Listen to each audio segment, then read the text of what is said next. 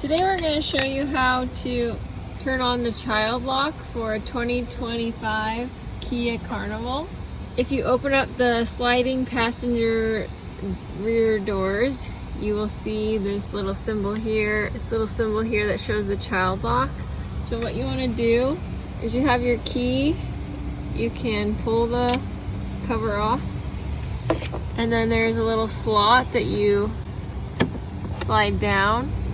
So that's to turn the child lock off and on. So we'll put it in the child lock position one more time. And now it should be in child lock. Thanks for watching. Hopefully you'll subscribe to Big Al Repairs.